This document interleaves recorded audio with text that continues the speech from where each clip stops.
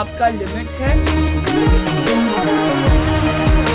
कभी किसी चीज से डरना नहीं चाहिए।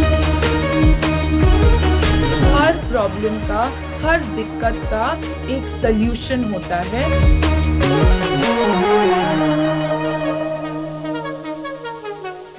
नमस्कार दोस्तों, मैं Deepak Pandey Navbharat super women campaign में आपका स्वागत करता हूँ। आज जिस मेहमान से मिलाऊंगा उनसे पहले उनके परिवार की बात कर लेते हैं, जिनके परिवार में हर कोई शिक्षित है, हर कोई एक बड़े ओहदे पर है।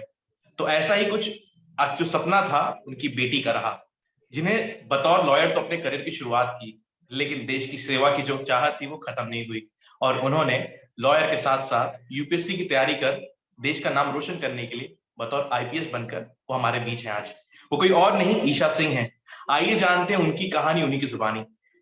ईशा, नवभारत के सुपर वुमेन कैंपेन में आपका बहुत बहुत स्वागत है।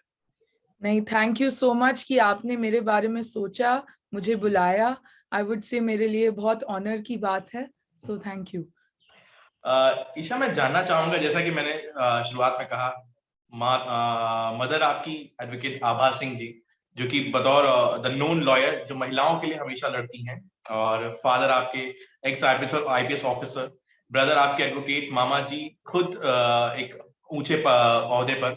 तो ये सब की साथ, इन सब के बीच में जिस तरह से आप पली बढ़ी, तो जर्नी कैसी रही आपकी? देखिए, जर्नी तो हमारी बहुत इंटरेस्टिंग रही है। आपने जैसे मेरे पिताजी के बारे में मेंशन किया, बट मेरे पिताजी आईपीएस महाराष्ट्र अकादमी में होंगे और आज तक लोग याद करते हैं कि कितने ऑनेस्ट और प्रिंसिपल्ड ऑफिसर वो थे। उन्होंने करप्शन के खिलाफ बहुत सारी लड़ाइयां लड़ी। और मैं कहूंगी कि जब मैं पैदा हुई, वो जो 10 साल थे, मेरे फर्स्ट 10 इयर्स, मैंने अपने फादर को एक struggling honest IPS officer in the system की तौर पे देखा है। तो जब एक गवर्नमेंट सर्वेंट कुछ अच्छा करना चाहता है और अगर उनको रिटेलिएशन होता है, तो वो सिर्फ अकेले नहीं बट पूरी फैमिली को बहुत सारी दिक्कतों का सामना करना पड़ता है। बट उन सालों में मैंने देखा जो काम मेरे पिताजी ने किया, जो उन्होंने समाज के लिए सेवा की, वो इतना बड़ा था। ऐसा सेवा मैंने बहुत कम अपनी जिंदगी में देखा। और इसीलिए जब उन्होंने आईपीएस छोड़ा, तो मुझे लगा कि उन जैसे ऑफिसर सिस्टम में होना बहुत जरूरी है, क्योंकि बचपन से मैंने देखा है कि वो अपने पहले समाज की सोचते थे। तो दैट इज द मोटिवेशन। उस वही सोच के साथ मैं भी सर्विसेज में आई हूँ। ऑफ कोर्स, जैसे आपने कहा, मेरी मदर आभा सिंह बहुत विमेन के लिए करती हैं, बहुत वो भी सच्चाई के पथ पे हमेशा चली हैं। तो वकालत तो मेरे पास ऑप्शन थी ही। मैं खुद नेशनल लॉ स्कूल बैंगलोर की हूँ। मेरी क्लैट में 35th रैंक आई थी। बट फिर भी मुझे लगा कि जो प्लेटफॉर्म सरकार देता है समाज सेवा करने के लिए, वो आपको और कहीं नहीं मिल सकता है, और इसीलिए मैं आज यहाँ हूँ। हमने लॉयर की बात की, तो लॉयर का जर्नी कैसी रही आपकी, लॉयर वाली जर्नी? बिकॉज माँ के साथ काम करना, उनको असिस्ट करना, और साथ बतौर खुद भी आप केस लड़ी फ्रंटलाइन होकर, तो किस तरह का एक्सपीरियंस रहा as advocate before coming to UPSC, joining UPSC? देखिए, अगर मैं सच बोलूं तो मुझे बहुत दुख हुआ था, अभी भी होता है, अपनी वकालत छोड़ के। जब मैं 4th ईयर में थी तो मुझे एक लॉ फर्म से बहुत ही अच्छा पैकेज मिला था, वही 16-18 लाख वाला।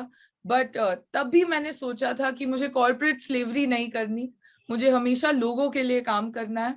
और लास्ट 2 साल जो मैंने वकालत की है, मैंने देखा है कैसे एक मोटिवेटेड और ड्रिवन वकील कितना सेवा कर सकता है।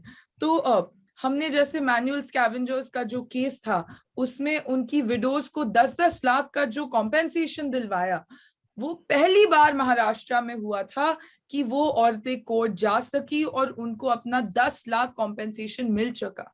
मैं बताऊं, लास्ट फ्यू डेज तक सरकार देना नहीं चाह रही थी, बट वकील के तौर पे आपके पास इतनी पावर होती है, संविधान ने आपको ऐसा पावर दिया है कि जैसे मैं रोज कोर्ट जाती थी और मैं कहती थी माय लॉर्ड, ये नहीं दे रहे, ये नहीं दे रहे।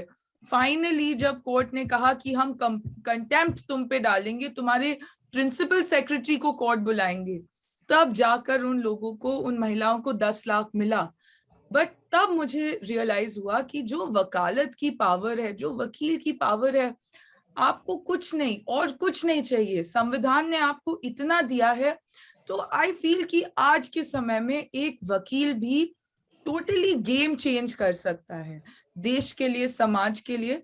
तो ऑफ कोर्स मेरी जो जर्नी रही, क्रिमिनल लॉ में बहुत मैंने केसेस किए, बहुत टफ बेल मैटर्स, हम लोग बेल दिला पाए, इंटरिम बेल कॉन्स्टिट्यूशन के अंडर, मतलब कॉम्प्लिकेटेड केसेस थे, sexual harassment at the work place, महिलाओं के अधिकारों के लिए इतना काम किया। तो मैं कहूंगी बहुत ही अमेजिंग प्रोफेशन है लीगल प्रोफेशन। वाकई। तो बतौर लॉयर छोड़ने के बाद जब लॉयर यूपीएससी की आप तैयारी कर रही थी, तो किस तरह का एक्सपीरियंस रहा? क्योंकि कहते हैं यूपीएससी की तैयारी इतनी आसान नहीं होती। जैसा आपने कहा कि पिताजी को देखते हुए आपने वो जज्बा आपके अंदर था, जो मोटिवेशन था, तो किस तरह की कठिनाइयों का किन प्रॉब्लम्स को आपको देखना पड़ा जब आप यूपीएससी की तैयारी कर रही थी आईपीएस के लिए? देखिए, यूपीएससी की तैयारी इजी तो होती नहीं है। लास्ट ईयर मैं इंटरव्यू तक गई थी बट मेरा नाम लिस्ट में था नहीं, but somewhere I expected it. आपको अंदर से पता चल जाता है आपकी प्रेपरेशन लेवल क्या रहती है। इस साल मेरा फोकस ज्यादा था। मैं लकी भी थी कि लॉकडाउन हो गया, लॉकडाउन हो गया तो कोर्ट सारे बंद हो गए, थैंक्स टू दैट और टाइम मिल गया पढ़ने के लिए। बट मैं ये कहूंगी ना कि यूपीएससी जो मार्केट में बहुत हर्ड मेंटालिटी चलती है, तो कि अरे ये पढ़ो, ये भी करो, ऐसे करो, वैसे करो, तो इसकी वजह से लोग इसको फेल बहुत होते हैं, इस एग्जाम में फेल बहुत होते हैं, और इसको जितना मुश्किल है उससे ज्यादा मुश्किल बना दिया है। तो अगर आप चुपचाप स्ट्रॉन्ग स्ट्रैटेजी, डिटर्मिनेशन, परसिवियरेंस और इंटेलिजेंस, इनके साथ आप काम करेंगे तो ऐसा हो ही नहीं सकता कि आपका एग्जाम नहीं क्लियर होगा। अगर क्लियर नहीं हो रहा है मतलब आप कुछ गलती कर रहे हैं। अगर आप कुछ गलती कर रहे हैं तो आप में वो कॉन्फिडेंस होना चाहिए कि आप कह सकते हो मैं यहाँ गलत जा रही हूँ, मैं ये बेटर कर सकती हूँ, या फिर ज्यादा पढ़ना पड़ेगा या कम पढ़ना पड़ेगा, कुछ भी हो सकता है। बट अल्टीमेटली आप अपनी स्वॉट एनालिसिस करिए, स्ट्रेंथ्स और वीकनेस की, और अच्छी स्ट्रैटेजी के साथ एग्जाम लिखिए, कॉन्फिडेंट रहिए। क्यों नहीं होगा, जरूर होगा, इतना भी मुश्किल नहीं है। मुझे ये मैसेज उन सभी कैंडिडेट्स के लिए काफी हेल्पफुल होगा जो कहीं ना कहीं एग्जाम की तैयारी के साथ साथ ये डर भरा होता है, जैसा कि आपने कहा, और डर की वजह से शायद वो जो पीछे हट डर जाते गया हैं। वो मर गया। जो डर गया वो मर गया, ये लाइन सूट करेगी। आपके नजरिए से महिलाओं के लिए एजुकेशन कितना इंपॉर्टेंट है? It's the game changer. मतलब एक महिला को आप एजुकेशन दे दे तो पूरा समाज बदल जाता है। जैसे कि अगर मैं अपनी बात करूं, मेरी नानी 1961 में एमए हिस्ट्री थी इलाहाबाद यूनिवर्सिटी से। तो इसीलिए आप देखेंगे कि मेरी नानी की जो दो बेटियां हैं और दो बेटे हैं, दोनों में, उन चारों में कोई फर्क नहीं है। और इसीलिए अगर आज आप मेरे ब्रदर और मुझे देखेंगे तो आप देखेंगे कि कोई फर्क नहीं है। And all thanks to education. क्योंकि जो एजुकेशन मेरी नानी में है, मेरी मदर में है, मेरी मदर जेएनयू से एमफिल है, और ये सब आपके सोच में बदलाव लाती है।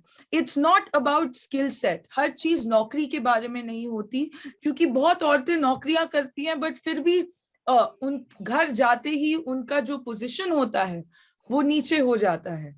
तो बट आई थिंक एजुकेशन से जब माइंडसेट बदलता है फिर आप समझने लगते हो फर्क ही नहीं है, लड़की लड़के में क्या फर्क है, कुछ भी नहीं है।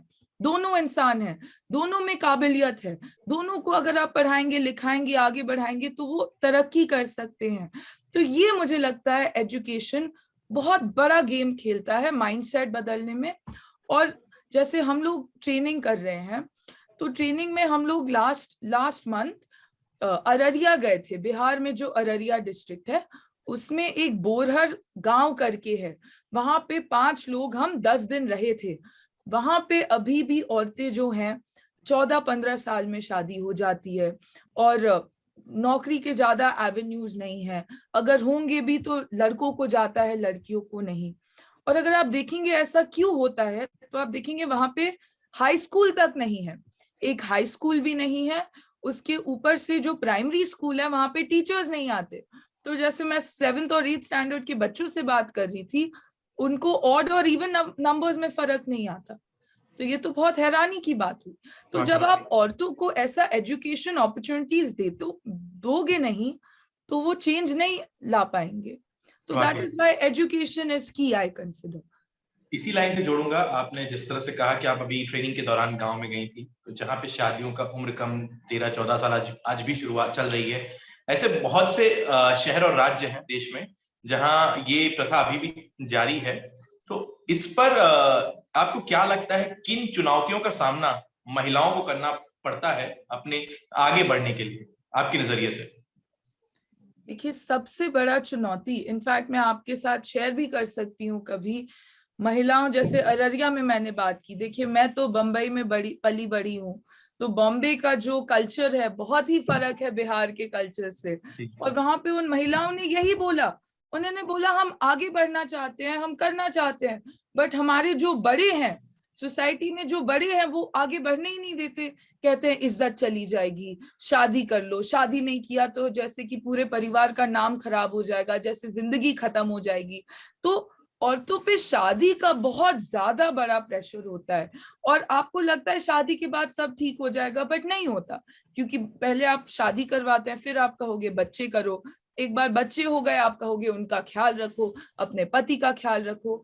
तो महिला की पूरी जिंदगी दूसरों के लिए चली जाती है। फिर एक जो महिला होती है वो कभी समझ नहीं पाती कि उसमें कितना टैलेंट है। वो खुद एक इंसान है जो बहुत बहुत खूब चीजें कर सकती हैं। तो मुझे लगता है जो हमारा गवर्नमेंट है, हमारी गवर्नमेंट की भी एक रिस्पॉन्सिबिलिटी बनती है कि हम हर महिला को वैसा सपोर्ट सिस्टम दे ताकि महिला समझे कि वो महिला से पहले एक इंसान है, और जो हर इंसान की राइट्स होती हैं, अधिकार होती है, वो महिला को भी मिलती हैं। तो एक महिला सिर्फ दूसरों के लिए नहीं जीती। वैसे ये बहुत सुंदर बात है कि इसीलिए कहते हैं ना, अगर आप एक महिला को एम्पावर कर देते हो तो पूरा समाज एम्पावर हो जाता है।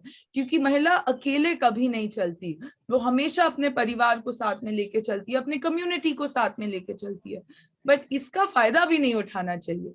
तो इसीलिए मुझे लगता है कि महिलाओं को आप सपोर्ट सिस्टम देना जरूरी है ताकि वो भी इंडिविजुअली फ्लरिश कर सके।